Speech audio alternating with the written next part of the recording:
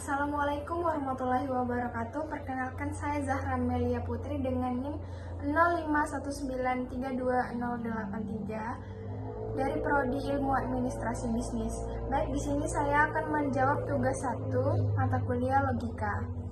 Nah, baik, pada pertanyaan pertama yaitu term pada hakikatnya terbagi menjadi banyak jenis. Sebutkan dan jelaskan 3 dari macam term tersebut, sertakan juga contohnya. Nah, saya akan menjawab pertanyaan pertama. Term itu bisa diartikan sebagai kata, frasa, atau simbol yang mewakili suatu objek, ide, atau konsep tertentu.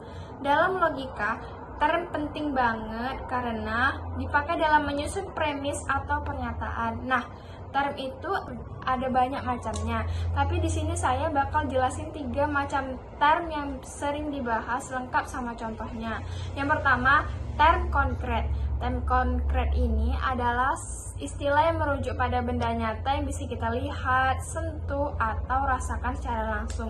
Contohnya kayak meja, sepeda, handphone, atau lain sebagainya yang bisa kita sentuh. Semua itu termasuk benda nyata yang bisa kita amati dari panca indera.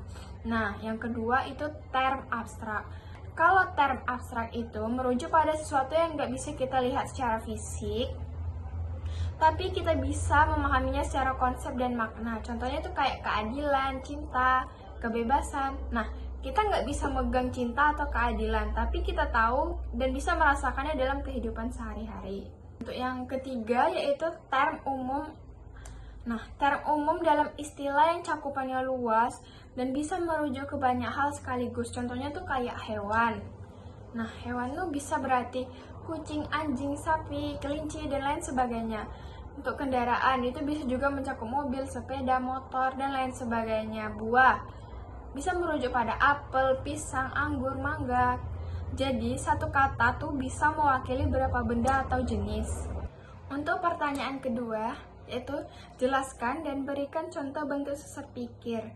Bagaimana agar terhindar dari logical fallacy? Nah, logical fallacy itu adalah kesalahan dalam berpikir atau menyusun argumen. Biasanya kesalahan ini terjadi tanpa kita sadari dan sering bikin argumen jadi kelihatan meyakinkan padahal nggak valid secara logika. Nah, contoh bentuk logical fallacy ini. A. Argumentum ad hominem.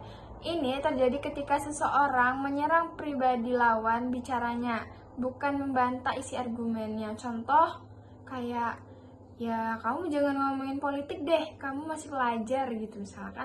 Padahal yang dia sampaikan belum tentu salah meskipun dia masih pelajar. Contoh yang kedua yaitu false dilema atau pilihan semu.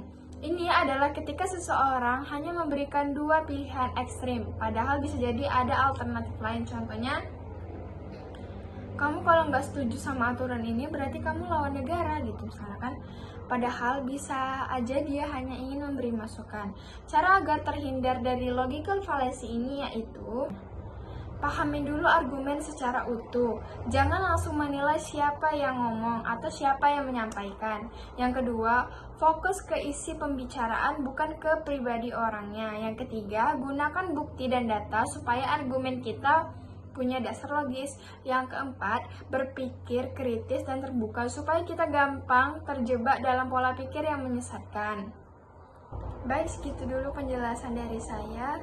Saya akhiri dengan wabillahi taufiq wal hidayah. Wassalamualaikum warahmatullahi wabarakatuh.